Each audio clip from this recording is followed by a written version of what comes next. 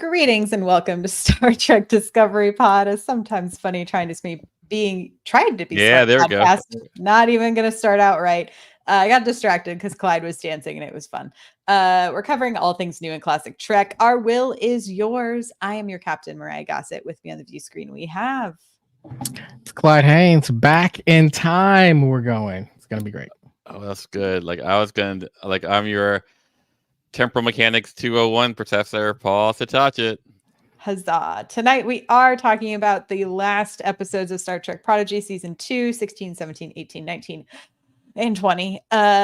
Before we dive into our time traveling, Jeremy Bearimy wormhole mathematizing temporal mechanics 201 lesson that was these episodes, we'll just drop a couple of reminders.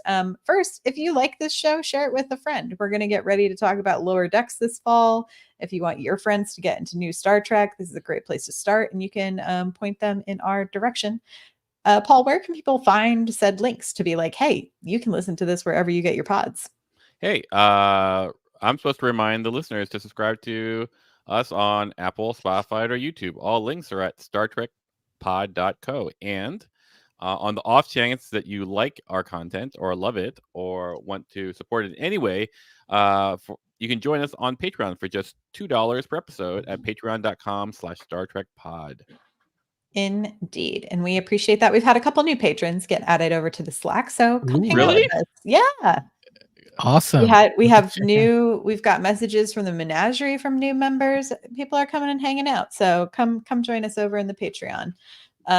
Lots of good conversations happening there. Clyde, if folks are hanging out with us tonight during the live stream on YouTube, how should they get our attention if they want us to pay attention to something?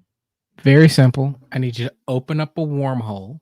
Yep. Take your message, send it through the wormhole back in time so that we got it yesterday. Then we'll have already seen it, and then we'll be ready to read your message. So that's all you have to do. No, seriously, type capital P, capital O, capital D, capital pod into the chat.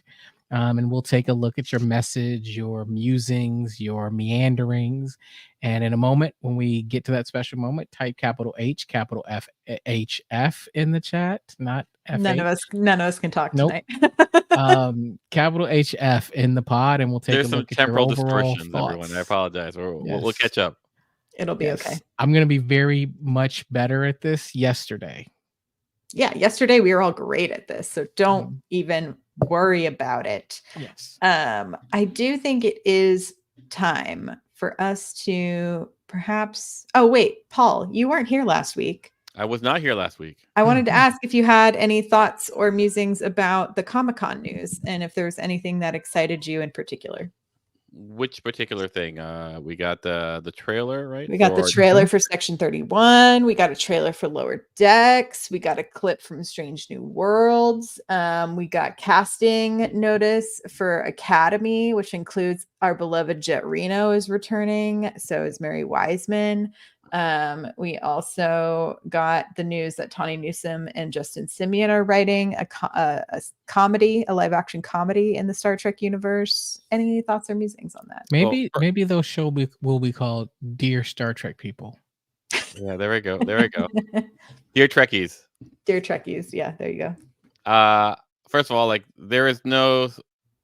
when there's more content, there's no bad news that comes, even if it's let's take it one by one. Section 31, sure. I don't know what it's going to be about. I wanted the series. I wanted it to be a little darker. I don't feel like I'm going to get that, but that's okay. You get Michelle Yeoh, so win. Yeah. Well, it's an honor just being Asian, and that's a very Sandra Oh line. I didn't come up with that. It was anyway. I think it's on t-shirts. You're good. Say again? I think they made t-shirts. Yeah. As far as the Lower Decks, it makes me sad that it's ending.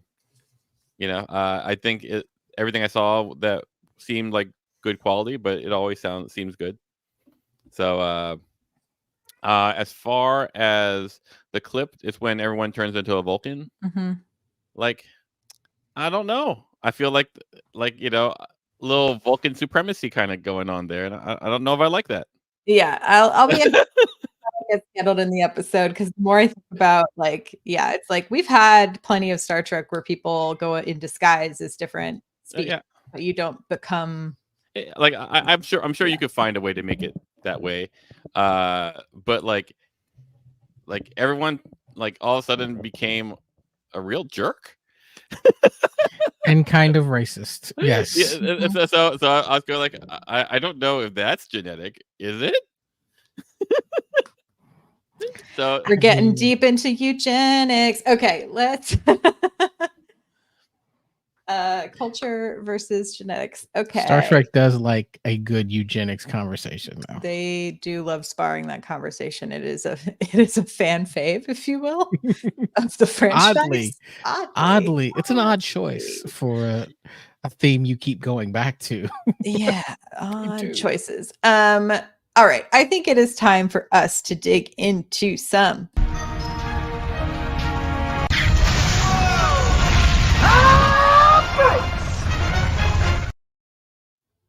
It's time for some hot breaks. hot breaks. What did y'all think about our last couple episodes here of Star Trek Prodigy season 2? Paul? Oh, me. Hey, I think like it's pretty hot. Like it's like I said earlier in the season, like when it first started. This does not feel like a kid's show. It feels like a Star Trek show. And and then in the center we had more kid-like episodes, but like the timey-wimey timeline stuff, pretty sophisticated. Like it's really good storytelling. Like as far as like the mechanics of it all, I was going like, oh, this uses a lot of math to figure it out. Like and so and everyone like emotional stakes were really there. Like spoiler, like Yeah, it's just when they shot Janeway, I was like, oh damn. I know. I was like, holy crap. So I thought this is more than I expected the show could be from first season. Yeah, Clyde. I loved it. I was just looking at the IMDb ratings for these last few episodes. And they're crazy high. Like they're 8.7, 8.4, 8.8, 9.1. So it's not just me that thought these were excellent. Like I just thought they were dynamic. I thought it was engaging, like the pacing was really good. I found myself being excited to keep going. I couldn't watch them all in one sitting, but it was kind of like I can't wait till I have some more time to sit down and watch some more. Like I was genuinely excited. And I stopped thinking of it as a kids show, to be honest with you. Like over the last few episodes, not one time that I go, oh yeah, this is a kids show. I was just like, man, this is good. And when I think about back to where they were in the first season, the first few episodes, it seems like an almost different show. I think this is what we get when we don't rush to judge and we allow a show a season or two to find itself. And again, I think With a this is full different. episode order. A full episode order, because we're talking about 20 episodes in season 2, right? That equates to what, like 4 seasons today? Like by the time you look at like these two seasons, it had a chance to really find itself. And then it's like now that it's really found itself and gotten really good, we're pulling the plug. Yeah, I mean, Netflix still has a chance to renew. They keep saying, like we all keep watching and all of the things, which stinks as a consumer that they can't just like see that something is good and renew it. But yeah, I agree with both of you. Watching these last few episodes, I watched the first of this batch, the first 3 last night and the last 2 this morning, and it was like it truly felt like watching a movie. I thought from like start to finish, the arc was really smart in how they really laid everything out. I thought all the battle sequences were incredible. There are some some cliches in the dialogue, but I think that comes from it being a kid's show, and like those aren't cliches when they're kids, with like some of the things Essentia, mostly like very villainous mustache twirly things, but it doesn't rub me the wrong way. It was just like, oh yeah, like if this was an adult show and you wrote like some of these lines, I think you'd be dragged through the mud a little bit, but I think it's appropriate for a kid style show. Um, yeah, I really enjoyed it. I want to share a couple of our messages from the menagerie before we dig too far into our discussion. Ms., first time writer into messages from the menagerie. What's up, Welcome, Ms.? Ms. Hey, Riz. They say Cracked Mirror is one of my favorite episodes this season. Oh, they were responding to episodes from our last batch, which I said totally fine. That's why they're here, so you can let us know. They really enjoyed Cracked Mirror. It's one of their favorite episodes this season. It reminded them of the Voyager ep, where different parts of the ship are in different time periods. Laughed out loud all the while at the whale being evil. Also appreciate the disability rep from Zero's Kane. Hot freak, even though Slug Murph was cuter. I'm obsessed with mischievous little imp version. Karen shares Ascension Part 2. Very exciting. Interesting that they could shed part of the Nova Flyers to complete the maneuver. When Zero appears in their new body, Majel asks them, how do you feel? Just like Spock's mother programmed into the computer on voyage home. Dal seems to really be coming into his own this episode. Yeah, I really enjoyed this last run. Why don't we start with Ascension? We watched part 1 last week and part 2 this week. But Paul, since you weren't here last week, what do you think of our part 1, part 2 sort of? I think of it almost as our pre-finale sort of preparation before we run into these last couple of episodes. Well, this is where they revealed Wesley Crusher, right? At the end of part 1. Yeah. So good. It was a great way to be like, oh, this is why this character was here the whole time. Yeah, exactly. I was like, oh wow, it's. I was it like, wasn't oh, just like a Fan like, service, yeah. like fan service. hello, here I am for my Mhm. cameo. So I was like, yeah, like I liked everything, except the weapon that is like like killing Voyager, right? Like that With the making everything age, yeah. because you could just put some. They drained the shield. They could just like torpedo that and boom, it's gone. But I'm so but I imagine it's there for other like if you were to make a battleship kind of thing, why would you use that thing? But that's a real nitpicky note. Yeah, I think it's to like slowly destroy something, right? I don't think that weapon necessarily was something specifically meant to take down Voyager, but it's Yeah. almost like a test of like, oh, then we could launch this onto Federation planets, right? Yeah, And yeah, slowly age absolutely, the planet to absolutely, death. yeah. So so I get it. It's just like, oh, okay. But aside from that, I thought like ultimately these last 5 episodes, I think are very good for Dal because like Yeah. because like in the end like like throughout the most of the show like everyone has like a specialty that like you go like, oh, here is this thing where this person is good at. And even like Gwen tends to be a better leader than because she's Mhm. not as impulsive. So where does he fit in? Like he's always feeling like an extra wheel kind of thing. And I think these 5 episodes kind of give him a place. He develops into a person with a place. Does that make Yeah. sense?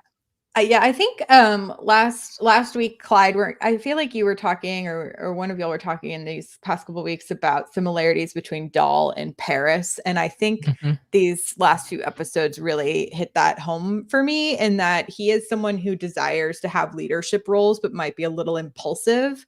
But that impulsiveness ultimately does make him useful in some cases because it is that like act fast, think later in those moments, like when they need to transport the diviner and uh um Wesley. I was like, I kept wanting to say Will Wheaton, and I was like, that's not the character's name. Wesley Crusher, off planet in order to save the planet, right? And so it's that like think or like act fast, think later, because his mind, I think, does race and move very quickly and doesn't always ponder every potential outcome, but can see an outcome that would be useful in those fast moments. And I agree that I think he's had really lovely character build and arc this season to kind of learn the lessons of himself, really. Yeah, it feels like he's found his lane and he's playing within himself. And it's actually really beautiful to see when he's doing that, because he knows how to operate in that space, whereas him trying to be captain all the time just felt like a jacket he kept trying to put on that was too big. And so when we see him think quickly with Nova Squadron and he's saying, hey, we can do this and we can do this, like he's a tremendous asset to the team.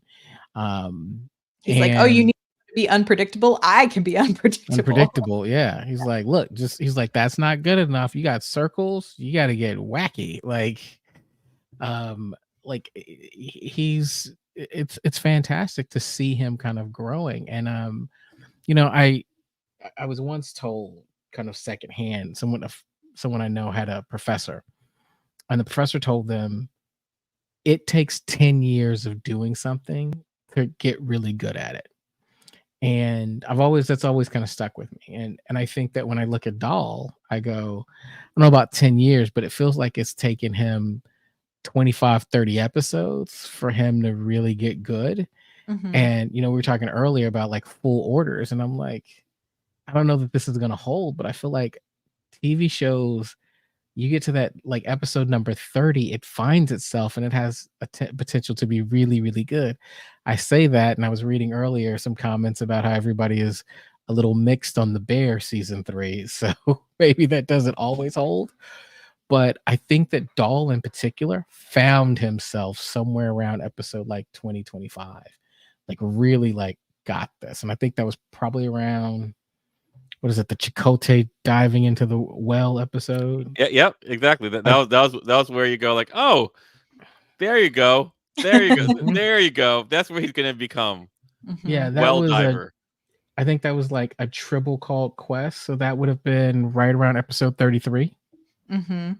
Yeah, or the last flight of the Protostar, which would have been around 32. So yeah, so right around episode 30, I feel like Dahl is starting to really find himself. So I've loved his journey this season. I was struggling last season, but this season he's been amazing. Yeah, I agree. I think they set him up well in season 1 with him essentially like on this journey to try to find his identity, right? Because he was like, I don't know anyone else like me. I don't know where I come from and all of these things. And so I think, there's so much. I was recently listening to an interview with a psychologist who was talking about for trauma survivors, a big thing is a big part of the healing journey is knowing your story and being able to articulate your story. And so I think for Dahl, smartly, they use season 1 for him to figure out his backstory and where he came from. So then this season, he can actually figure out where he's going. And I thought they did a really beautiful job with that. In Brink, I wanted to talk about, I really enjoyed the ensemble dynamics this season, specifically about how, like, to your point, Clyde, everyone kind of has their corner carved out. And I thought Brink was like, I think the whole back half of like this whole run really does that well, but you see how every single member of the team is useful in like what their knowledge base brings or their instincts bring to it, like from Jankum being able to build Zero's new body to, Rock and Zero putting their heads together to really figure out the wormhole situation. And for Dahl and Brink, it is that fast thinking in order to transport Wesley and the diviner off planet. And then you have Gwyn, who's, I think, really good at seeing the big picture of like, yes, we can go down to this planet and stop Essensia's weapon, but if we don't rescue these people, the longer timeline is going to be affected, right? And so I thought they did a good job of sort of showing you that within that episode, even though it is kind of like the first piece of our sort of last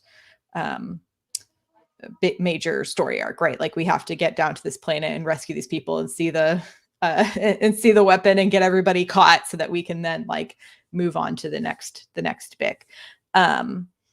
Did you all have anything you wanted to talk about specifically for Brink, where they kind of go down, the gang splits up, if you will?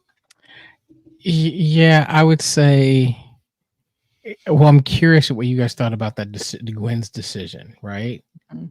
The metaphorical "we should all stay together" versus the literal "we should all stay together." Like in terms of, did you feel that? Was the emotion there, or did you? Or were you thinking the whole time, "Oh, they're messing this up"? I wasn't on train like they're messing this up, because they were working together, and that was like I thought the point. So I thought it was like a funny, very kid-like twist to then talk about the difference between like I literally meant this versus metaphorically meant this, in that regard. And I will say it's like funny with these, I think on Brink and like some of these episodes where we have to watch like the quote unquote the adults team up, even though I have nostalgia for these characters, like anytime we were with like the Voyager crew for too long, I was like, but what's happening to my kids? What's happening to the kids? I That's need right. to know what's going on. Like we've been gone for too long. Like for me, like because I'm such a jerk. Like it's like save the timeline or save my dad. I go, well, But what if you I have think, to save your dad to save the timeline? but you don't know that. Like given the choice, I think I would have just saved the timeline. I wouldn't have split up. And so I have a hard time when people are in like these like really high stakes situations and they choose, well, I'm going to do both. Because I go like, oh, is the world really that way? Am I just, choosing the wrong? I mean, I have had you literally pose the question and then portray the answer of like, if it's between saving me and saving the world, you save the world, you let me die. And so I think you're definitely not a person who's like, can I problem solve this to do both? Yeah, because I guess like if I were a Starfleet captain, I'm not the type of captain that like Clyde likes. I think that's what it comes down to. Paul is not, he might be Starfleet, but he's not Star Trek. I'm like, but in the end, like, sometimes there isn't a secret option C. Yeah. Like I'm always looking for secret options. I know. We'd be different officers. I did really like, there was a couple of small details in these episodes I thought were cute and fun and clever and like gave some good levity, which was one, the like the portable cloaking device that they all had to like keep quiet under, but then like started malfunctioning and they're like, wait, can they see us? And they're like, no, we're cloaked. They can't see us. And then it's just like the flashing of it. I thought that was very cute and fun. And then when they have to use the like Valnicott like droney soldier guard guy and like make him talk in like puppetry. Like I also Bernie's him. Very Weekend at Bernie's him. Yeah. Yes, Weekend at Bernie's. I thought that was also a very funny little moment. Here's the thing that I don't understand about the ending of this episode. So like, Dahl does this heroic thing. Boy, you're 2 to beam up. Boom, right? Why couldn't he just say everyone to beam up? That's right. That was also my question. Like, did I miss it where they said, listen, you can only do 2 people at a time or something? Like, no, they said you can only use it once. Yeah. But that was the only rule. I would even have beamed up Essentia so that like you have her like, on the under like there's it's a straight to the brig. Like that's right. Like I mean, I might have been tempted to like say, like, get us out of here and then flashed the middle finger while we were beaming out at Essentia. Like I might have been that. I might not have been thinking quite like Paul, like, hey, grab her too. I'd say like 9 to beam up. And well, I wonder if it's because they needed and 1 to the brig. They needed to get the technology scanned and they hadn't done that yet. the technology scan. Which technology scan? The big portal Oh. thing. Oh, the wormhole Yeah. thing. Yeah. But you'd have a Sensia. I don't know. I'm just saying, like Yeah. there are a lot of ways, like and maybe it's because I'm old and Dal is young that he might not have the experience, the wisdom To be like, that is get us out of To here. say to 9/2, I don't know about that. to be a class act Starfleet captain like myself, a no option C, what you call it, captain.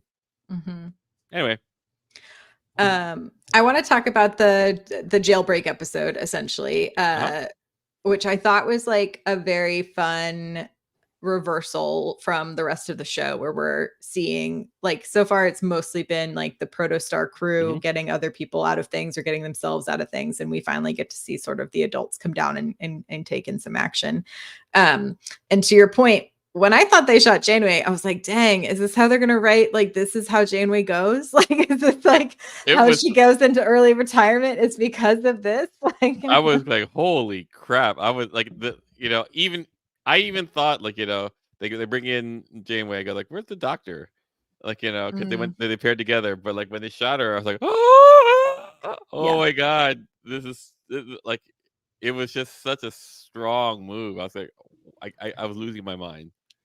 I gotta be honest. It's stuff like this. There's no way you're killing Janeway. Well, she So, very clearly wasn't killed, but was right. very injured. Like, Well, no, they shot Janeway. That Mhm. like, Mhm. so, like, I thought, I thought I was gonna be disappointed. I thought they would get Janeway, they'd give her enough medical attention just in time, and she'd be fine. But Mhm. like with the doctor, I go like, well done, well done. It was fun. I also, yeah, I feel like they tried to set that up a little bit as a breadcrumb, where they had the doctor being the voice to get them like permission to land on the planet Hmm. in the beginning anyway. Good. I will say I'm not a blank, I'm a doctor joke. I was like, I don't need it again, guys. I got it. You did I it. mean, it's not a great. If I'm being honest, it's not a great joke. To me, It's also a Kel, McCoy joke. it is So like Kelvin universe. When what is it? Urban. Keith Urban? Keith Urban. Yeah. No, Keith it's Carl Urban. Urban. It's Carl Urban. Carl. I was like, say Keith. I'm pretty sure it's not That's a Keith. country singer. Yep. Yes, I'm like, I did grow up in Texas. I'm pretty positive it's not Keith. The Prince of Rohan. Yes, Carl or Urban. When he said it, like, I was like, nicely done. When Robert Picardo said it, I was like, why do they keep making him say this? Right. Well, because Carl Urban's also playing McCoy. Anyway, I McCoy, was just like, yes. yeah, it's not your character's line. Anyway, it's fine. It was fine the first time, and then the second, like this episode, I was like, we've already heard the joke. I'm done. I really liked the reveal of the loom as the creature that they'd have to fight. I thought that was a really cool twist. I did wish we got, and I know it's like they're moving so fast, but I was very interested in like I'm super interested in the Valnicott's history. I'd love if they did like a comic book of it, because I'm like, oh, if this is like a ruin that they're now using as like a prison, like what was ruined? What was this before? What part of society was there that was destructed here? I was super interested in that. But I thought they did a good job of like, it felt very like ancient Rome Colosseum, the warriors hiding from the lion kind of vibes. And then as Jenkum said Janeway's percussive maintenance to just blow a hole through the side of it. I thought worked well. Yeah, that's, all super good. What did you think about the idea of like the loom essentially like needing to be around its other loomies? Like it was lonely and sad. I kind of felt like I think one of the things that I really liked about this was there was the veil, like Essentia had technology to hold Wesley and hold the loom. And I go like, and it really works in the sense of the world building of the Valnicott. like it's like they're old and they're new at the same time. Mhm. And so there's like there's a like there are a lot of movies that don't pull this off. Mhm. Where, like, and I go like, this world building is really top notch. And so Yeah. so it comes up with a collar, and I go like, oh, I believe that. I believe that, like, despite the fact, they're I believe that they have a way of restraining the loom. Yeah, because essentially it's like once you figured out how to do it to Wesley, you could then do it to the loom because they're both time creatures, for lack of a Time, better space, thought creatures. word. Mm-hmm. A couple thoughts here that are kind of conflicting. One, I couldn't quite figure out how they got the thing on the loom, because it's like, how did you get close enough to Thought. You actually launch do it. Yeah. No, you got thought. You got Wesley thought. Yeah, but like Karen Chupless says in the chat, probably the only time in history the bad guy just shoots and doesn't pontificate.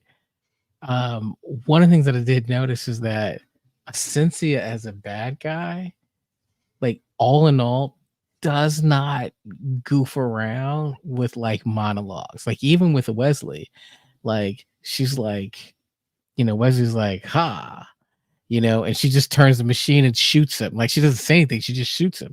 She's quick, and it's fascinating.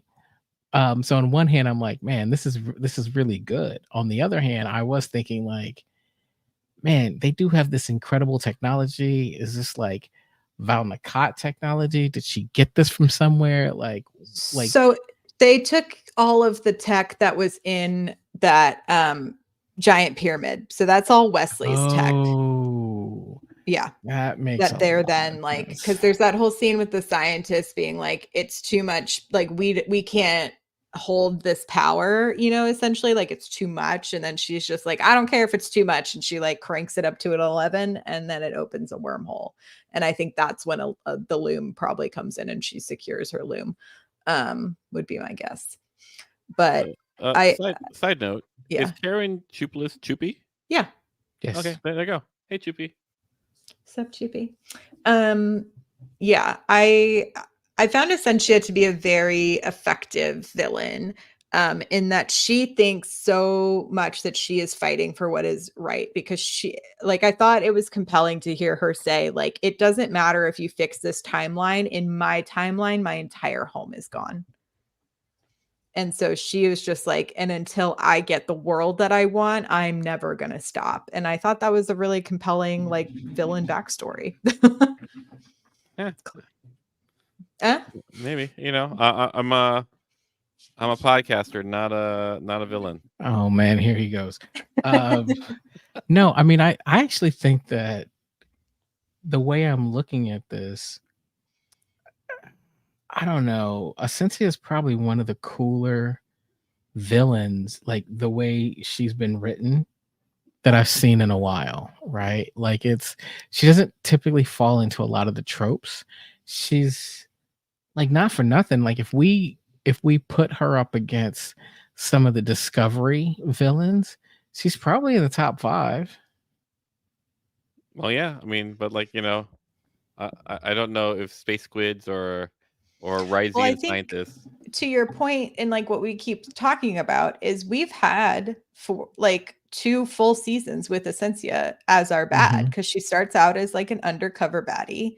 And so we get like a bit of a backstory to her that's linked to the major backstory of the season in season 1. And then we just get to continue to see her rise to evil power this season, to mania, and then ultimately to defeat. And so I think it's more satisfying when you get to see that full arc of a villain, where you get the slow infiltration, the backstory, the the motivation for the evilness of their new mission. And then we don't just have one big battle sequence with her either. We've seen her and Gwen fight multiple times. And I thought, it's like jumping ahead a little bit, but I really loved the final battle sequence between them. And I thought it was really cool. And like, to your point, Paul, about the world building and seeing how the Val Nakot are able to essentially be like, oh, I also give you my willpower, and like my will is your will now, and like I'm gonna empower you against this other person. So then you have an entire community being like, we defeat the evil, not just Gwyn defeats the evil, which I thought was really cool. Yeah, no, I think I think she's. I don't put her on the same pedestal as both of you. I feel because I go like, you're such a little brat, Because But she's young, she's I like a key know, villain, you know. that's what it comes down to. Like it's like Mhm. she's young. I don't think you're thinking straight. I don't think it's kind of like Black Panther. Like oh, here is this like super technologically advanced society that well, kind of forever, Clyde. Yeah, that existed for blah blah blah blah, the most advanced civilization on Earth. You know how we're going to choose our leaders? Trial by combat. Oh, come on, man. Well, I think the leaders were those kind of more seemingly spiritual figureheads who then Right. were like Eh, overthrown by popular support of well, Essentia. and then Essentia goes down a hole, and then all of a sudden, like all wisdom goes out. I'm not saying that it doesn't happen in the world. I'm witnessing it now. We still use the Electoral College, Paul. Yes. I mean, I think that the thing that I like about Essentia is, and I feel like if they had a few more episodes, if we were talking about 26 episodes instead of 23, we might have got a little bit more, or 2020, we might have got a little bit more nuance. But she's angry, like she's traumatized, and she's, to your point, Myrriah, like that. She's like, I don't care if this world is safe. My world was destroyed, and I want vengeance. And then at that very last moment in the finale, and we haven't gotten there yet, but she looks up and she goes, "What have I done?" Like, I was like, like, how often do we see the big bad have a moment of remorse? Right? Almost never. And so to me, I'm like, oh, You're right. I have th- never actually shown a moment of remorse on the podcast. You're right, Clyde. well, I mean, a lot of times what we're looking for is we're looking for a big bad that is a psychopath. Right. And Mhm. so I think with Essentia, we see she's not a psychopath as much as she's just so angry. She's so dealing from loss and grief that she has psychopathic tendencies. Yeah, and I mean, shouts to Jamila Jamil. I thought did a great job at voice acting the character. Go to Hani. Go to Hani. I also thought it was interesting though that she does have. I was like, what's like the regional accents of the Val Nakot, or is this just because of the use of the universal translator? I wanted to, yeah, I guess it's time to jump into our two-parter finale, but anything to talk about prior to jumping into kind of our parts 1 and part 2 here of No, Ouroboros? no, I think it ends the way that I thought it would end, right? Mhm. I think so yeah, I think ultimately it's fitting. Like it lands the ship well. Where Right. like sometimes Star Trek, not this show per se, but like sometimes some Star Trek shows don't land the season as well as I would like. This is not a problem.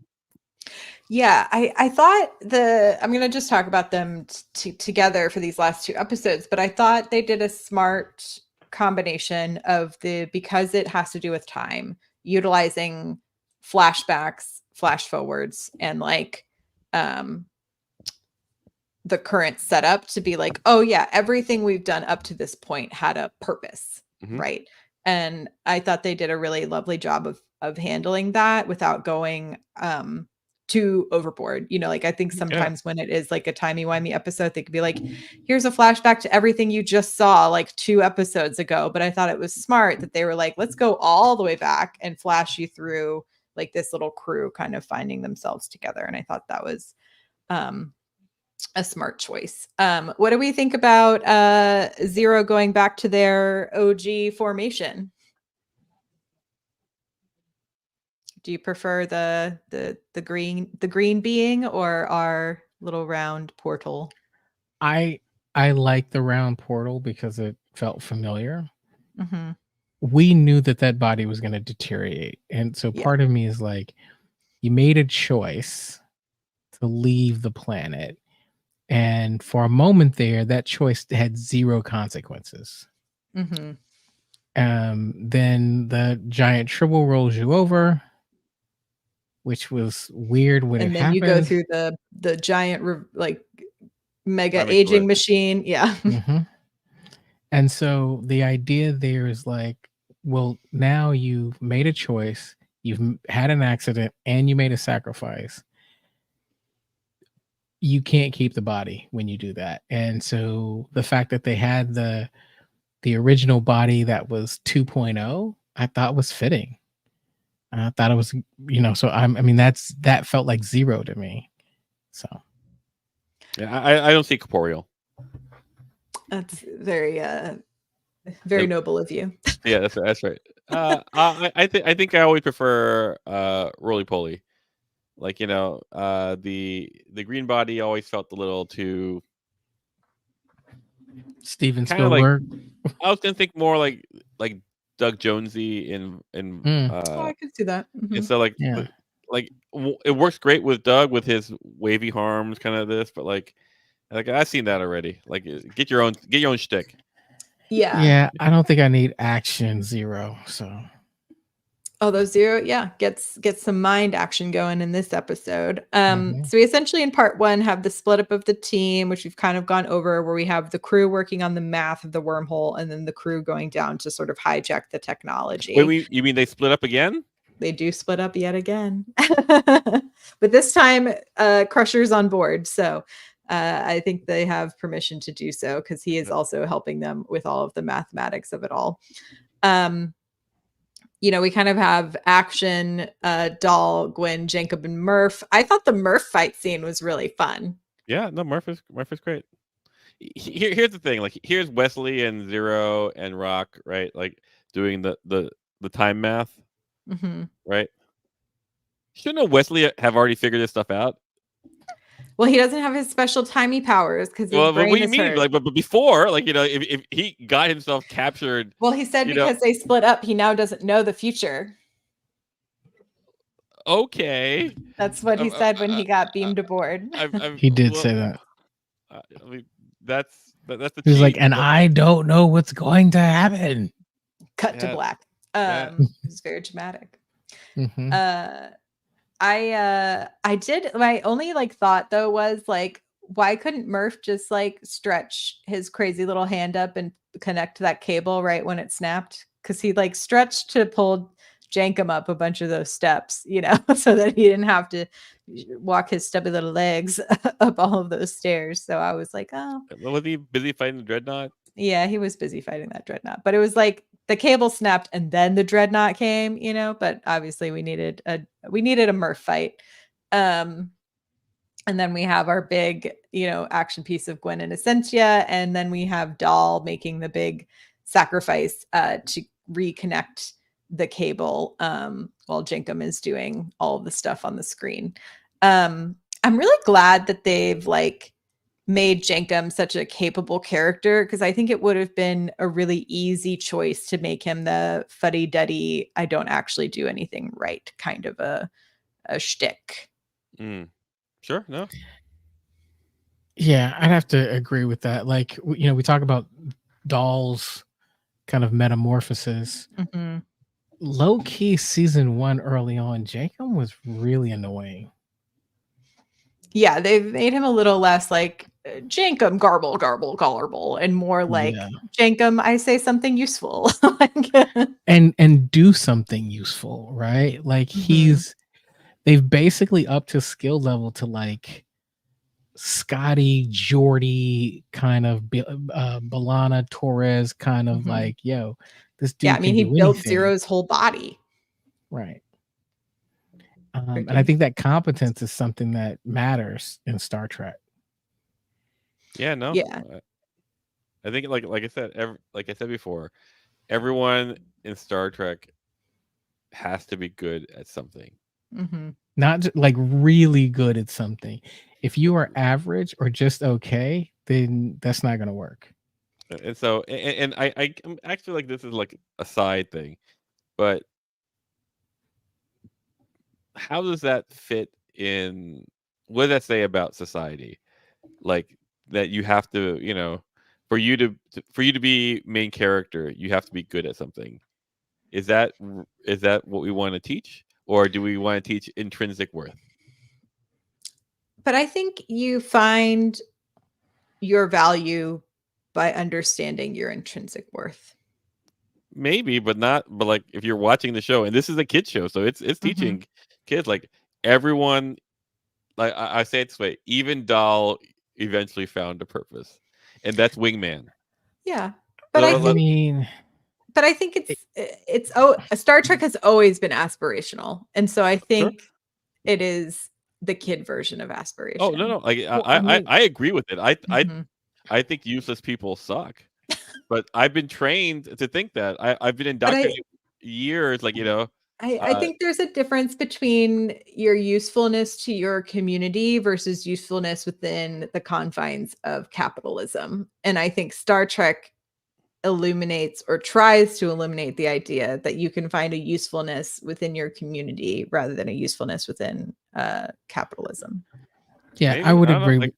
Like, I think that one, if we look at pretty much any sci-fi franchise that has a team up, and not even sci-fi, anything where we're looking at a team of specialists, there's a sense of even if I'm a misfit, Choopy, you are even if I not don't, useless. very much not so. Mm-mm. Um, but there's a sense of like if I'm special in something, then I Sure. have value. And I think to Mariah's point, where that kind of lines up is in your community, you, because you, are Are special, useful. Mm-hmm. right? You're useful. You're special just because you bring a different dynamic. It's like, well, what makes you special? Where you're different and you bring a you-ness to the group that isn't present when you're not there. And so I don't want to go too far and be like, oh well, you got to be the world's greatest engineer to have value. But I think in your circle, your you-ness is special. Agreed. Mine is.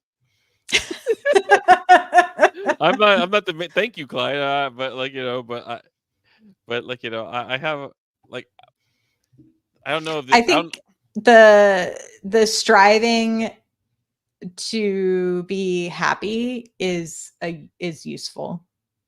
like I think there's a saying that I like. It goes, people are like rubber bands. They are useless unless stretched.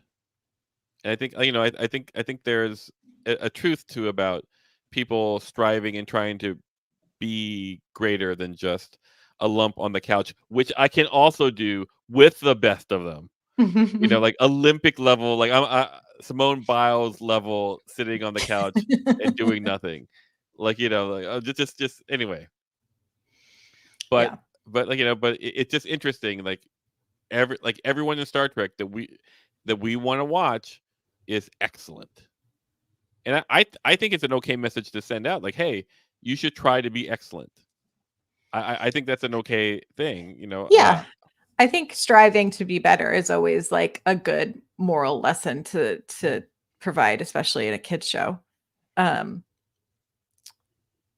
Jumping back in, speaking of usefulness that I did not see coming, I kept being like, why are there whales on these ships? And then they finally answered that they're essentially backup navigation tools.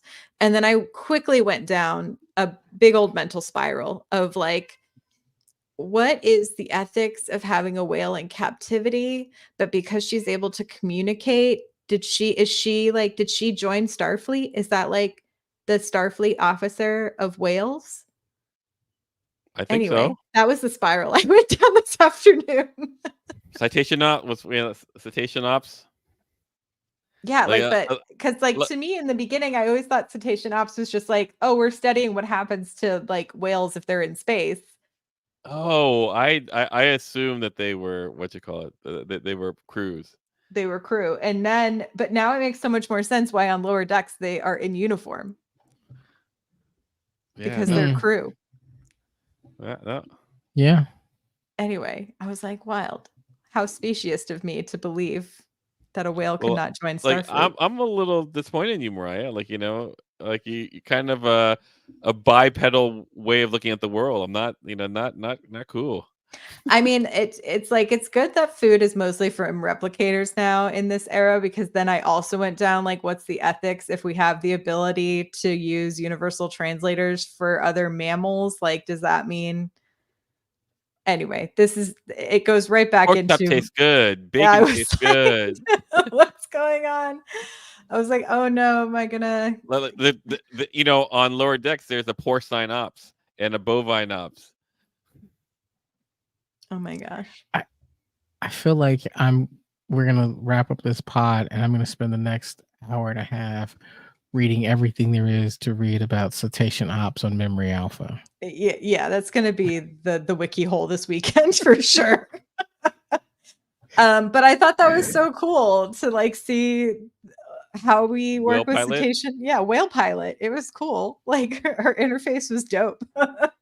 And I thought that was such a cool way to show the usefulness of cetacean ops. And then they get through the wormhole and like they fix the timeline and huzzah, and then we all of a sudden get a backdoor connection to Picard, which I was not expecting. What did Yeah, you think of the big Picard like? I thought that was like it was nice for the Star Trek people, but like if you're a kid show and it goes, like, yeah, we just saved, you know, the timeline, the universal, bam, synth revolt and Mars.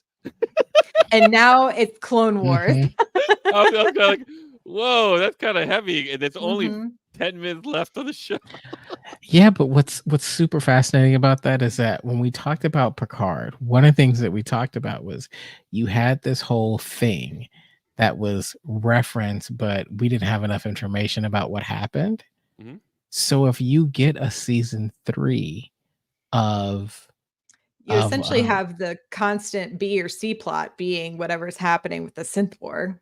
yeah, and you can fill in that, right? It's like we Like there's get no to know synth war, about that. right? Like the synths go rogue, they set Mars on fire. Like it's still like, you know, atmosphere is still on fire, and like synth are banned. I think what's interesting though, that I thought was like really super slick, is like, oh, this is why the Federation can't really help the Romulans, Mhm. because a lot of the fleet was destroyed by the by the Mm. construct. I thought that was like a really slick way of combining the two. So when you look at Picard in retrospect, you're like, Mhm. oh, it's hot. Yeah, because the fleet was destroyed by the synth revolt. That it wasn't the No. But the reason why you needed new ships was because of the the construct construct. beat up, you know, a lot of Starfleet, Mhm. and then so they put the synths on, you know, on around the clock to build in Utopia Planitia. Uh, that's the Mars one, right? Mhm. And then all of a sudden, like, they lose that shipyard because the synths burn down, you know, the what you call it, burn down the planet. That's what was really. I thought it was a really slick way of doing that.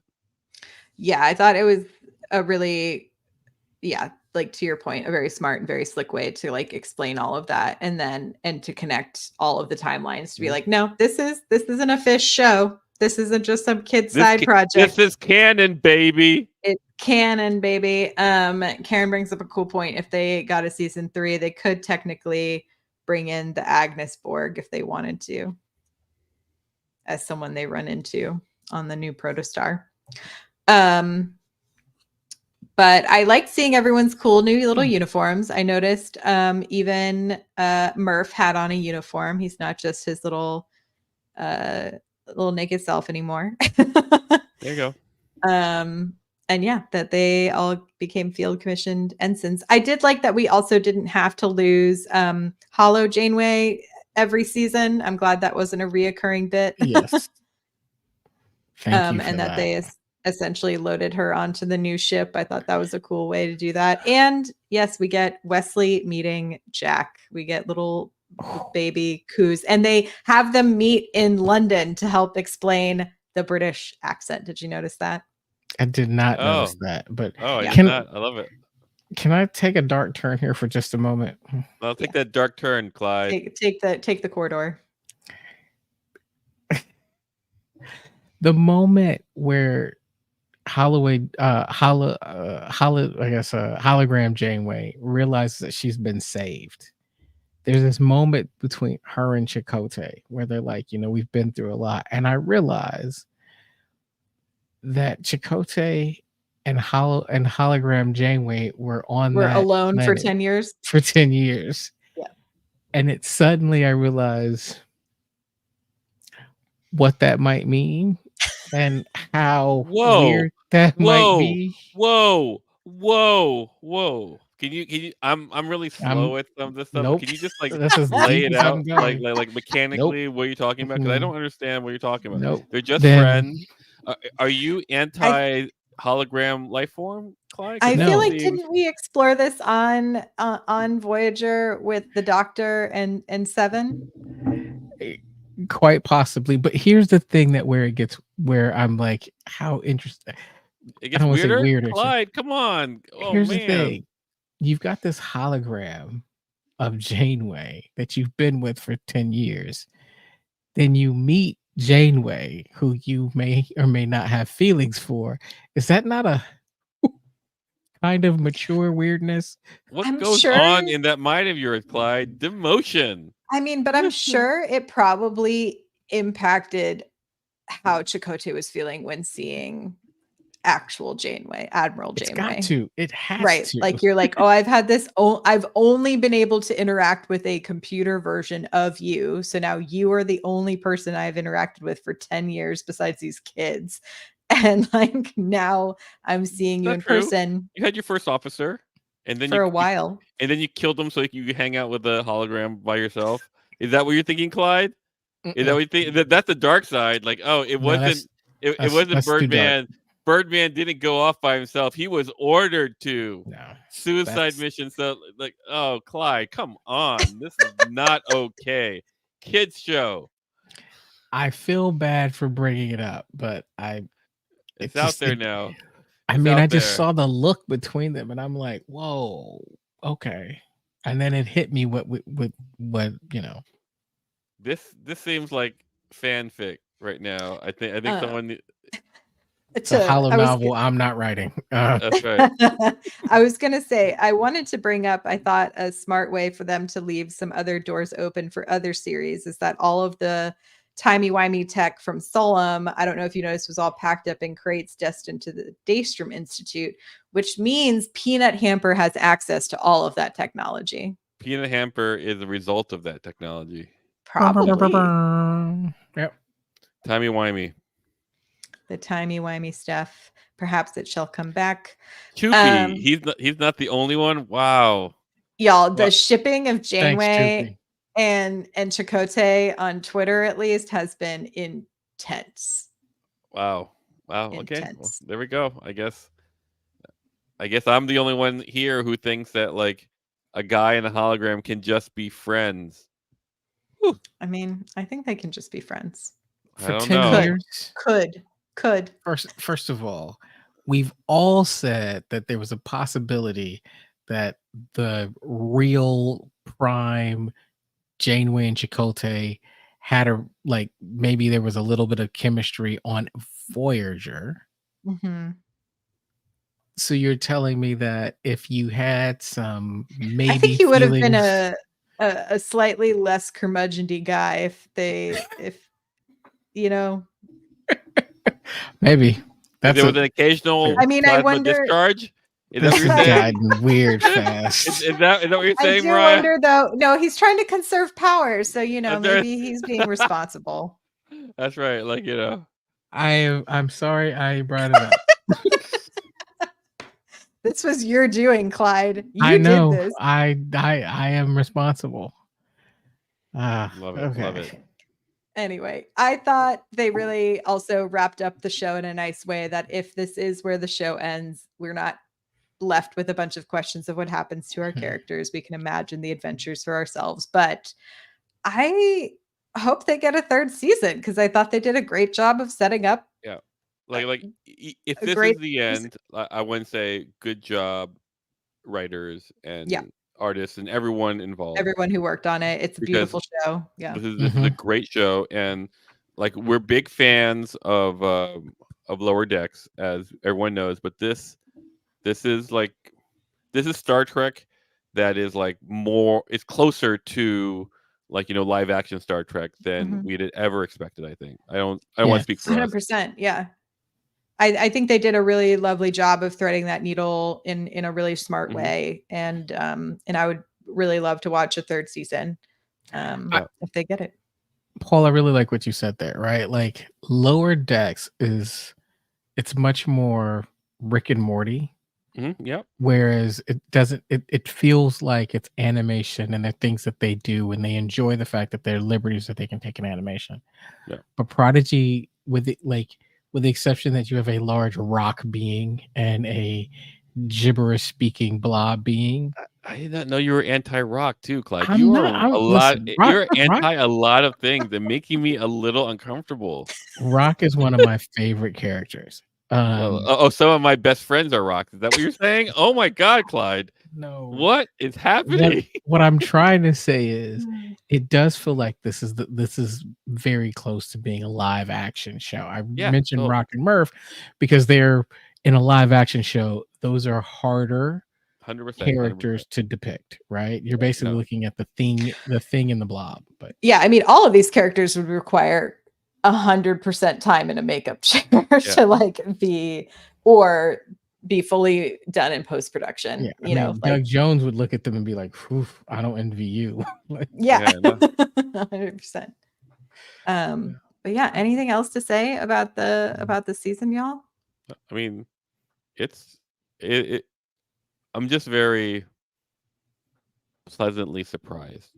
yes. they're like it achieves what its mandate was and delivered more, and I was just so impressed with that.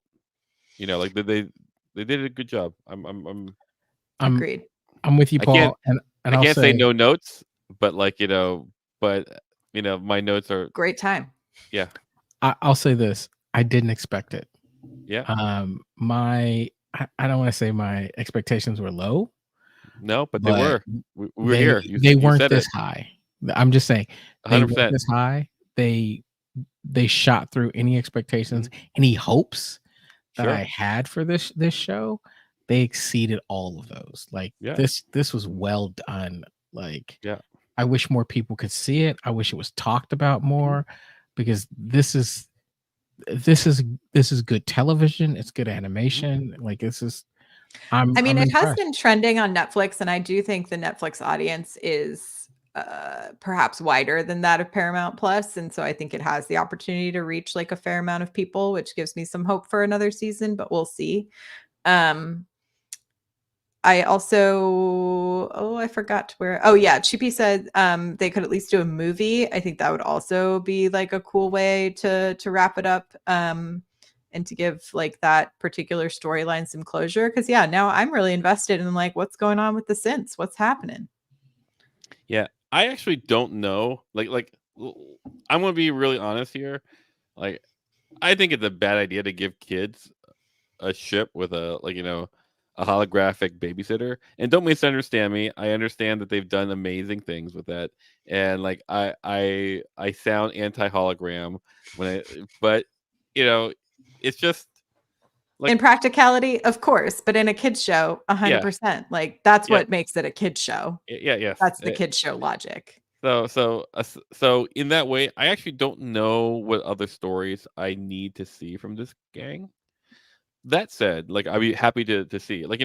I think one of Mhm. the things, this show reminds me of Hacks, whereas in season 2 it landed so perfectly, and then I was told a season 3 was coming out. I go like, how are you going to make a season 3?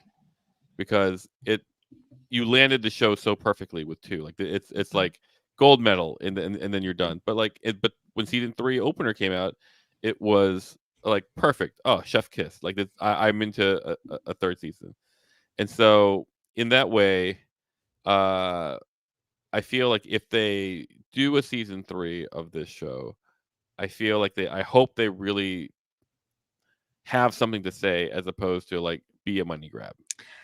Yeah, I would assume like they probably, I don't know like what the showrunners like came in with their pitch, but I think one of the reasons like I've heard specifically for Hacks lands as well as it does was they went in and they pitched the entirety of the show. They said this is where it starts and this is where it ends and this is where we're gonna, stop and start each season.